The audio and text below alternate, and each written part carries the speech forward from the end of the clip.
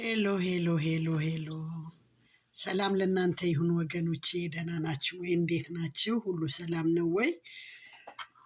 ጌታ ስሙ ይባረክ። ትንሽ ሰሞኑን ጠፍቻለሁ። ዛሬ ደግሞ እስቲ ከእግዚአብሔር ቃል አብረን አንድ ክፍል እንድናይ መጥቻለሁ። ጌታ ስሙ የተባረከ ይሁን። እስቲ እንጸልይና ወደ እግዚአብሔር ቃል እንሄዳለን። ሃሌሉያ ሃሌሉያ። መስቀሉ ስር ወድቄ ሳነባ ድምፄን ሰማ፣ ቁስሌ እንዳሰሰልኝ እምባዬን አበሰልኝ። እንደገና አለባብሶ አቆመኝ። መስቀሉ ስር ወድቄ ሳነባ ድምፄን ሰማ፣ ቁስሌ እንዳሰሰልኝ እምባዬን አበሰልኝ። እንደገና አለባብሶ አቆመኝ። መስቀሉ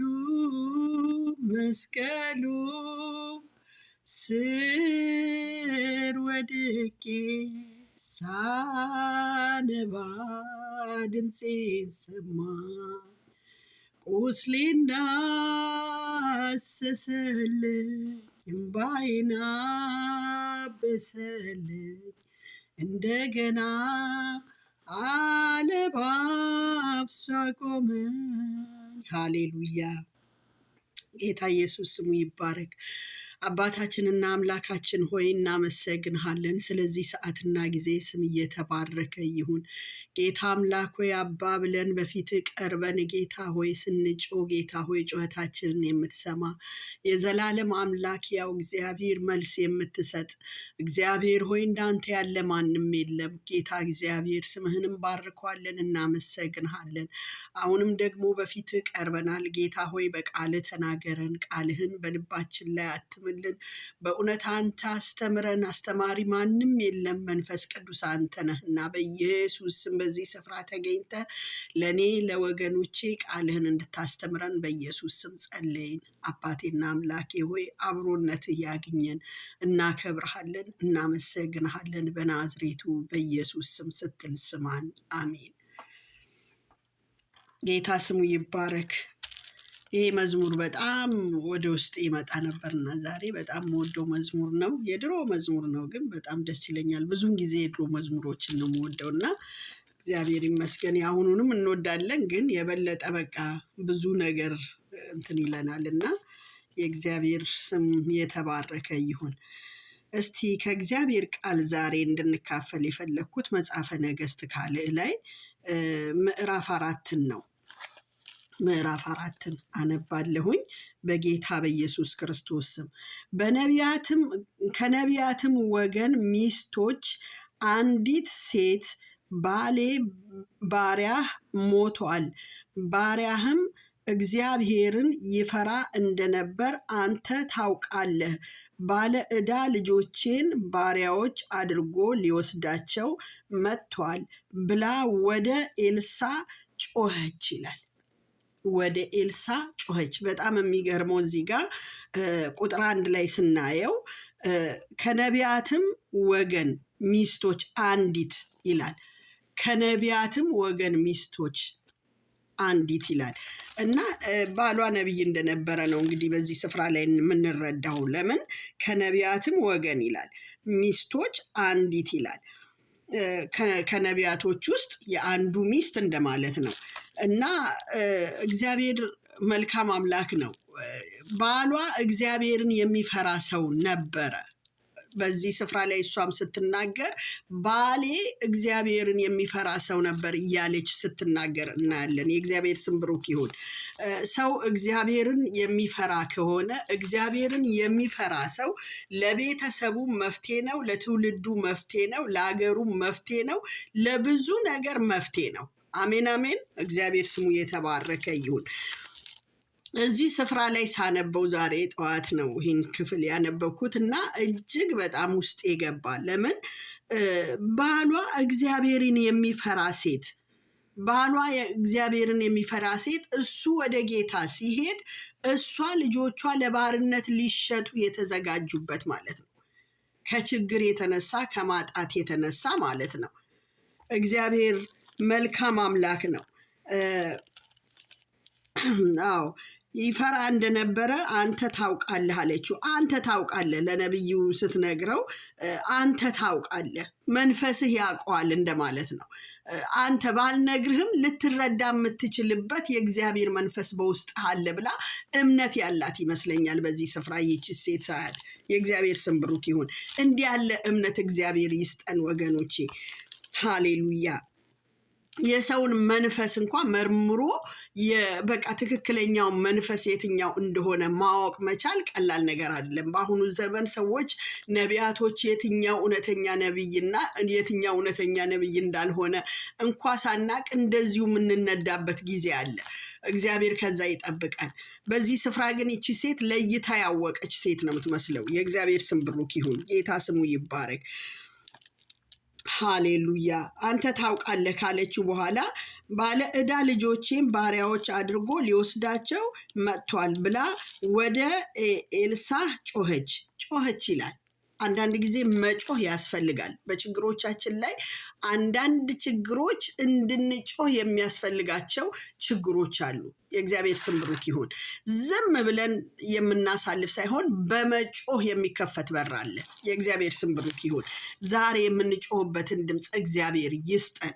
ሃሌሉያ። ኤልሳዕም አደርግልሽ ዘንድ ምን ትሻለሽ? አደርግልሽ ዘንድ ምን ትሻለሽ? እግዚአብሔርም አንዳንድ ጊዜ እኛን ብዙ በውስጣችን ያሉትን ነገሮች ካለመናገራችን የተነሳ ካለመጠየቃችን የተነሳ እግዚአብሔር ለእኛ ያለውን በረከት ሳንቀበል የምንቀርበት ጊዜ ይኖራል። ወገኖቼ መጠየቅ ያስፈልጋል፣ መናገር ያስፈልጋል። እግዚአብሔር ሆይ ይሄንን ነው የምፈልገው ብለን ለይተን ለእግዚአብሔር መናገር ያስፈልገናል። ይህንን ነው ዛሬ ከዚህ ስፍራ ላይ እኔ የተማርኩት። ምን ትሻለሽ አላት። በቃ ምን ትሻለሽ? የምትፈልጊውን ነገር ንገሪኝ፣ የጎደለሽን ነገር፣ የሚያስፈልግሽን ነገር። ሃሌሉያ። ሳንናገር በቃ ብዙ ነገር ወደ ህይወታችን እንዲመጣ መጠበቅ የለብንም። መናገር ደግሞ የተያዘብንን ነገር እንዲለቀቅልን ይረዳናል። የእግዚአብሔር ስም ብሩክ ይሁን። ጌታ ስሙ ይባረክ። ምን ትሻለሽ? በቤትሽ ያለውን ንገሪኝ አላት። ምን ትሻለሽ ካለ በኋላ ምንድን ነው ያለው? በቤትሽ ያለውን። ሃሌሉያ። አንዳንድ ጊዜ ጥቂት ነገር ሊቀረን፣ በቤት ውስጥ ጥቂት ነገር ሊኖረን ይችላል። በጣም ጥቂት ነገር። ጥቂቷን ነገር የሚያበዛ የእግዚአብሔር መንፈስ ከኛ ጋር አለ። የእግዚአብሔር ስም ብሩክ ይሁን። ወገኖቼ ያለሽን ነገር ንገሪኝ ብሎ አላት። ንገሪኝ። ዛሬ ብዙ የምንፈልገው ነገር ቢኖርም ጥቂቷ ነገር ቤት ውስጥ ያለችዋን ይዘን በእግዚአብሔር ፊት እግዚአብሔርን ካመሰገንበት እግዚአብሔር በበረከት ይሞላዋል። ጌታ ስሙ ይባረክ። ምንድን ነው ያለሽ ቤትሽ ውስጥ ብሎ ሲጠይቃት እናያለን እዚህ ላይ። ንገሪኝ አላት። እርሷም ለእኔ ለባሪያ ከዘይት ማሰሮ በቀር በቤቱ አንዳች የለኝም አለች። ከዘይት ማሰሮ በስተቀር። አይገርምም ወገኖቼ? ዘይት ማሰሮ መኖሩም የእግዚአብሔር ስም ብሩክ ይሁን። ዘይቱ ቅባቱ መኖሩ፣ ቅባቱ በቤቷ አለ። ነብዩ ቢሄድ ቅባቱ ከቤት ውስጥ አልጠፋም። ሃሌሉያ። ጌታ ስሙ ይባረክ። ነብዩ ወደ ጌታ ሄዷል። ነገር ግን በዛ ስፍራ ላይ የቀረ ቅባት ነበረ። እኔ ዛሬ ይህንን ነው መንፈስ ቅዱስ ለእኔ የገለጠልኝ። አንዳንድ ጊዜ የማናቀውን የማንረዳውን ነገር እግዚአብሔር ይገልጽልናል። ነብዩ ከሷ ሄዷል፣ ተወስዷል፣ ሄዷል እሱ ወደ አባቱ። ግን ቅባቱ አለ በቤት ውስጥ። ያ ቅባት አለ። ሃሌሉያ። ከሱ የነበረ ቅባት አለ በዛ ቤት ውስጥ። ወገኖቼ ዛሬ እያንዳንዳችን እግዚአብሔር የሰጠንን ጸጋ እግዚአብሔር የቀባንን ቅባት ስንቶቻችን ለቤተሰባችን የሚተላለፍ ቅባት ይሆን? ስንቶቻችን ለልጆቻችን የሚተላለፍ ቅባት ይሆን? እግዚአብሔር በዚህ ቅባት ይባርከን። የሚተላለፍ ቅባት፣ እዛ ጋር የማይቆም ቅባት፣ እዛ ጋር ደርቆ የማይቀር ቅባት፣ ወደ ሌላው ትውልድ የሚሻገር ቅባት እግዚአብሔር በሕይወታችን ውስጥ ያስቀምጥልን። ወገኖቼ እጅግ ትልቅ ነገር ነው ቅባት። እቺ ሴት ያ ዘይት ነው ቤቷ ውስጥ የነበረ። በቤቴ ውስጥ ምንም ነገር የለም ግን ዘይት አላለች። ደስ አይልም? የእግዚአብሔር ስም ብሩክ ይሁን። ሃሌሉያ። እርሱም ሄደሽ ከጎረቤትሽ ሁሉ ከሜዳ ባዶ ማደጋዎችን ተዋሺ፣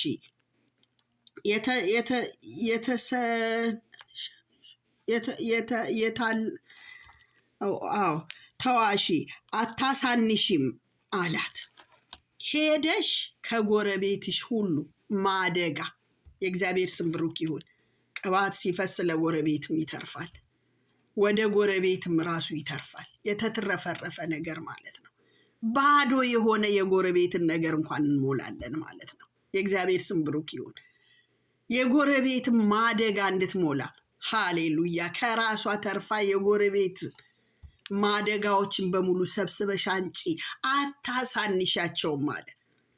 ወገኖች የበረከት ሲለቀቅላችሁ ትንሽ ነገር አትለምኑ። ስትለምኑ ብዙ ነገር በቃ ጌታ ሆይ ባርከኝ እኔም ሌሎችን እንድባርክ። እንዲህ አይነት በረከት ማለት ነው። የእግዚአብሔር ስም ብሩክ ይሁን።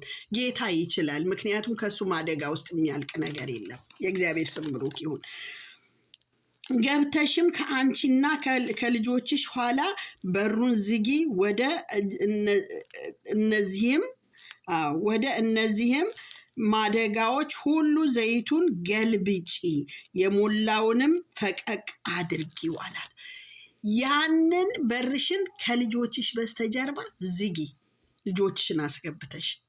ሃሌሉያ። አንዳንድ ጊዜ በረከታችንን የሚነጥቅ ሌላ ክፉ እንዳይገባ በሮቻችንን ልንዘጋ ያስፈልጋል። ነጣቂ አለ፣ የምድር ነገር፣ የማይሆን ነገር። ሰዎች ሲባረኩ አንዳንድ ጊዜ ልክ ተባርከው ተሻሽለው ጥሩ ኑሮን ውስጥ ሲሆኑ ከእግዚአብሔር መንግስት ይጎሉና ወደ ሌላ ነገር ውስጥ ይገባሉ። ጌታ ከዚህ ይጠብቀን። እግዚአብሔር አንዳንድ ጊዜ ሁሉን ነገር እንደ ልብ የማይለቅልን ምክንያቱ አንዱ ይሄ ነው። የሚያጠፋን ከሆነ አይሰጠንም። ከሱ ፈቃድ ውጭ የሚወስደን ነገር ከሆነ አይሰጠንም። ዝም ነው የሚለው እግዚአብሔር። ወገኖቼ እግዚአብሔር ከዛ ይጠብቀን። በርሽ ዝጊ አላት፣ ነጣቂው እንዳይነካት በርሽ ዝጊ። ከዛ በኋላ በየማደጋ ሁሉ ሙይና የሞላውን ደግሞ ፈቀቅ አድርጊው አላት። ሃሌሉያ። ፈቀቅ ሊል ያስፈልጋል። ምክንያቱም ስፔስ ሊኖር ያስፈልጋል ሌላ ነገር እንደገና ለመቀበል። አንዳንድ ጊዜ እጆቻችን ላይ የተሰጡን ብዙ ነገሮች ይኖራሉ። የተሰጡንን አንቀን ከያዝን ምንም የማንለቅ ከሆነ የቱ ጋር መጥቶ ይጨመራል? እጃችን ሙሉ ከሆነ። ስለዚህ እጃችን ላይ ያለውን ለቀቅ አድርገን ከዛ ደግሞ ሌላ ደግሞ ሲጨመርልን መያዝ ያስፈልጋል ማለት ነው። ወገኖቼ ይህንን እግዚአብሔር ያስተምረን። እግዚአብሔር ካላስተማረ በስተቀረ በሰው ንግግር የሚመጣ ነገር አይደለም እና ጌታ ይርዳን። ፈቀቅ አድርጊው አላት። ፈቀቅ አድርጊው። እንዲህም ከእነርሱ ሃሌሉያ። እንዲሁም ከእርሱ ሄዳ በሩን ከእርሷና ከልጆቿ በኋላ ዘጋች። እነርሱም ማደጋውን ወደ እርሷ ያመጡ ነበረ፣ እርሷም ትገለብጥ ነበረ። ማደጋዎቹም በሞሉ ጊዜ ልጅዋን ደግሞ ማደጋ አምጣልኝ አለችው። እርሱም ሌላ ማደጋ የለም አላት ይላል። ልክ ማደጋዎቹ እስከሚያልቁ ድረስ ማለት ነው። ትሞላለች፣ ፈቀቅ ታደርጋለች፣ ሌላ ይመጣል፣ ፈቀቅ ታደርግና ትሞላለች፣ እንደገና ደግሞ ፈቀቅ ታደርጋለች እያለች ሞላ ማደጋው በሙሉ። ከዛ በኋላ ልጇን ሌላውን ማደጋ አንጣ ስትለው ሌላ ማደጋ የለም አልቋል አላት። ዘይቱም የዛን ጊዜ ቆመ ይላል። ሃሌሉያ! ኢየሱስ ጌታ ነው። ወገኖቼ አንድ ነገር እንድናቅ የምንፈልገው ነገር ምንድን ነው? እግዚአብሔር ሲሰጠን በሰጠን ጊዜ እኛ ተጠቅመን ለሌሎችም እያስተላለፍን በረከታችን እየተላለፈ ከኛ አልፎ እያለፈ ለሌላም እየደረሰ ከሆነ እግዚአብሔር ደግሞ ይባርከናል። ከዛ ደግሞ እግዚአብሔር በሚያስፈልገን መጠን ነው የሚሰጠን። ወገኖቼ በሚያስፈልገን መጠን እግዚአብሔር ለዚህ ሴት የተነገረላት ነገር አለ። የጎረቤቱን ማደጋ በሙሉ ሰብስቢ ተባለች። ሰብስባ አመጣች። ያመጣችው ሁሉ ሞላ። ከዛ በኋላ ግን ልክ ሁሉ ከሞላ በኋላ ሌላ ማደጋ የለም ብሎ ልጁ ሲል የዛን ጊዜ ዘይቱ ራሱ አቆመ ይላል። ወገኖቼ እግዚአብሔር በእንደዚህ አይነት በረከት ይባርከን። ዛሬ ለእኔና ለእናንተ እግዚአብሔር ያሰበልን፣ እግዚአብሔር ያየልን፣ እግዚአብሔር ያዘዘልን በረከት በጌታ በኢየሱስ ስም እንዳንተላለፈው ያግኘን።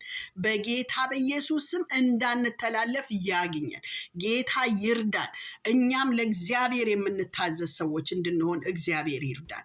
ጌታ ደግሞ በውስጣችን ያፈሰሰው ቅባት፣ ለእኛ የተሰጠን ስጦታ፣ ለእኛ እግዚአብሔር በቃ በብዙ ስጦታ ባርኮን ከሆነ ያ እግዚአብሔር የሰጠን በረከት፣ ያ እግዚአብሔር የሰጠን ቅባት ለልጅ ልጆቻችን የሚተላለፍ እንዲሆን እግዚአብሔር ይርዳን።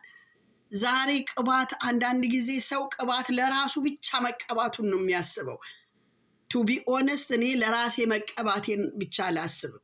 እማስበው ምንድነው? ብዙ ጊዜ እንደው ስለ ራሴ እንኳን እንደው መቼ መናገር ጥሩ አይደለም፣ ግን ሳስበው ማለት ነው ጌታ ሆይ ለእኔ የሰጠኸኝ ስጦታ፣ ለእኔ የቀባኸኝ ቅባት፣ ለእኔ የተናገርክልኝ ነገር በእኔ ላይ እንዳያከትም እግዚአብሔር ሆይ የልጅ ልጆቼ፣ ቤተሰቤ፣ ትውልዴ በሙሉ የሚተላለፍ ቅባት ነው እኔ ከአንተ የምፈልገው ብዬ ነው የምጸልየው። ወገኖቼ እንዲህ አይነት ጸሎት እንጸልይ። ምክንያቱም እዚህ ጋር ተገቶ የሚቀር ነገር የለም፣ የሚተላለፍ ለብዙ የሚደርስ። ምክንያቱም የሰው ልጅ ዝም ብሎ እንደዚሁ አይኖርም። ዛሬ ይሄ ሰው ወደ ጌታ ሲሄድ ከሱ የቀረ ቅባት ነበር ቤታቸው ውስጥ። ያ ቅባት ነው ቤቱን የባረከው። እዛ ቤት ውስጥ የነበረው ቅባት፣ ያቺ ዘይት ነች የቤቱን ነገር የቀየረችው፣ የቤቱን ታሪክ የለወጠችው። እግዚአብሔርን ይወድ የነበረ ሰው ነው። እግዚአብሔርን የሚከተል ሰው ነው። ዛሬ ወገኖቼ እግዚአብሔር በመልካም ነገር፣ በጥሩ ቅባት፣ በሚተላለፍ ቅባት ህይወታችንን ያግኘው። ተባረኩልኝ። ይህንም ብዬ ልወጣን የመጣሁት ዛሬ ጥሩ ጊዜ ነበረኝ። ወንጌል ስርጭት ረጅም መንገድ ነው ዛሬ የሄድኩት። 2 ቼን ባስ ይዤን የሄድኩት። ስንመለስ ልክ እንደ በፊቱ አንድ ነገር ልላችሁ ፈልጋለሁ ወገኖቼ፣ እግዚአብሔር በሚመራችሁ ነገርና እግዚአብሔር ባዘዛችሁ ነገር ላይ ታዛዥ መሆን እጅግ በጣም አስፈላጊ ነው። እኔ የህይወቴን ልምድ አንዲት ነገር በሚዲያ ላይ አልደብቅም፣ እናገራለሁ። ምክንያቱም እግዚአብሔር ዕለት ከዕለት ነው የሚያስተምረኝ። ትንሽ ውልፍጥ ማለት አልችልም እኔ ከጌታ ፊት። ጌታ እንዴት እንደሚይዘኝ ሳስበው ራሱ በጣም ይገርመኛል። ስመለስ ሲሄድ እየሰበኩ መጽሐፍ እያደልኩ ሄድኩኝ። ይዤ ሄድኩትን መጽሐፍ ጨረስኩ።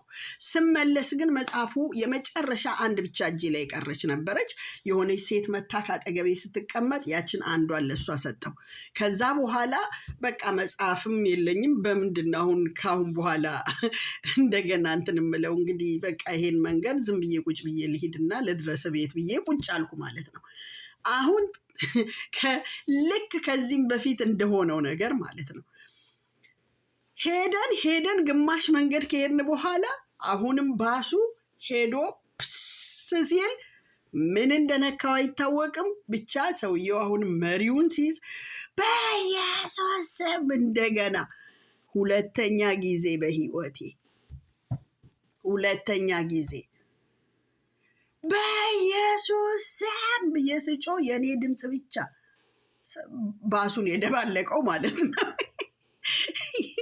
ከዛ የቆሙ ሰዎች የሉም። ደግነቱ ሁሉም ሰው ወንበሩን ይዟል። ወንበሩን ይዞ እንዲህ ብሎ ተመለሰ። ከዛ በኋላ ጌታ ሆይ አልኩ፣ ነገሬ መለወጥ አለባት። መታዘዝ ከመስዋዕትነት ይበልጣል ይላል እግዚአብሔር ቃል። ብዙ ጊዜ ሁኔታዎችን አያለሁና እግዚአብሔር ከሁኔታ በላይ ነው። ጌታ ለምን ቻንስ እድል እንደሚሰጠኝ አላቅም። እድል እየሰጠኝ ነው።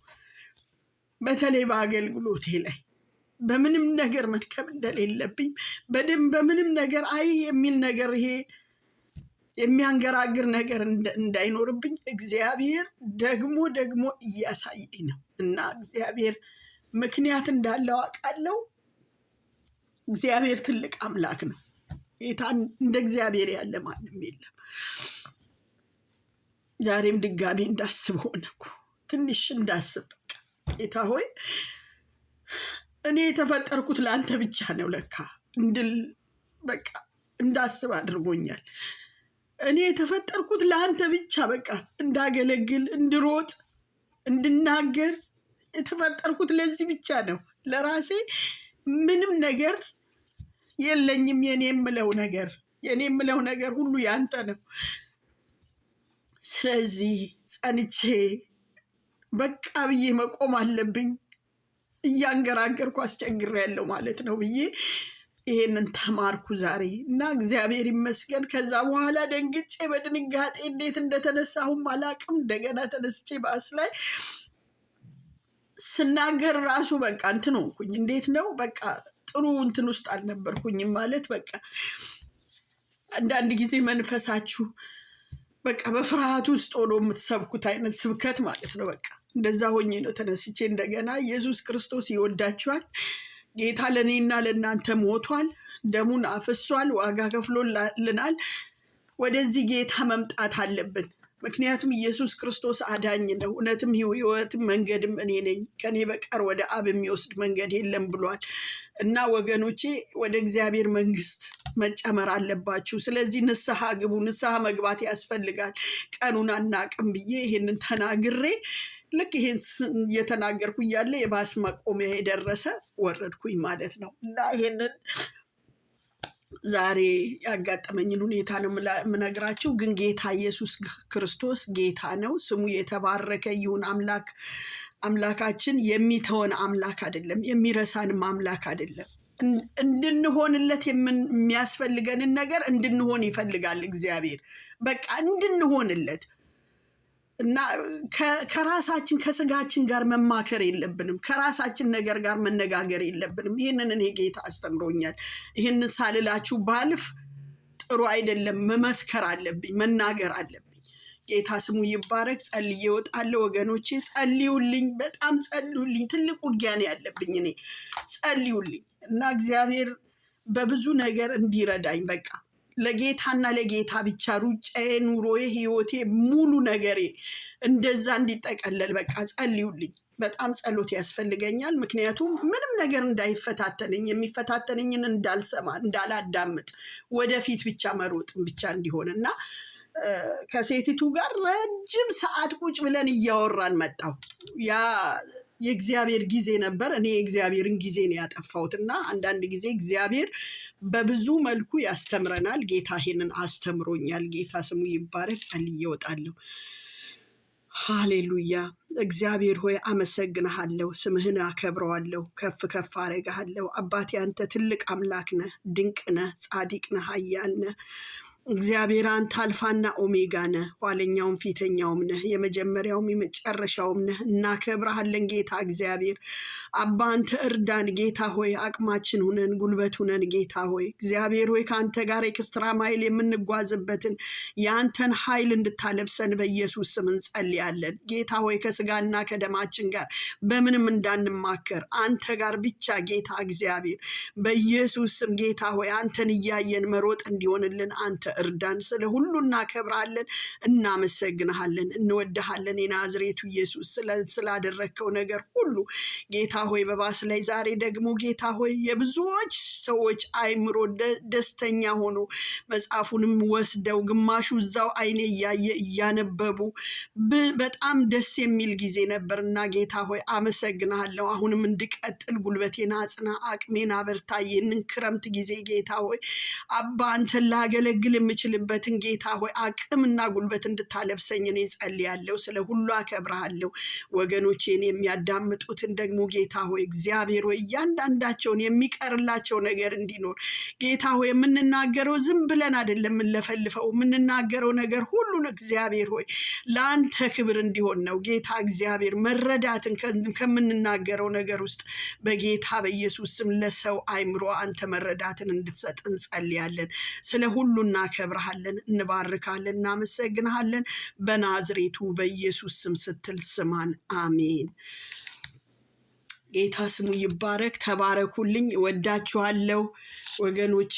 ፎሎ አፕ ማድረጉን እንዳትተው እባካችሁ፣ አደራችሁን። ሼር ማድረግም ማዳመጥም ዝም ብለን ለተለምዶ አይደለም የምናደርገው እና እግዚአብሔር ውስጤ ሲሞላ ካልሆነ ወደ ሚዲያ መምጣት አልወድም እና ጌታ ይባርካችሁ። ተባረኩልኝ፣ ጸልዩልኝ። በጸሎት ደግሞ እኔም አስባችኋለሁ፣ እናንተም አስቡኝ።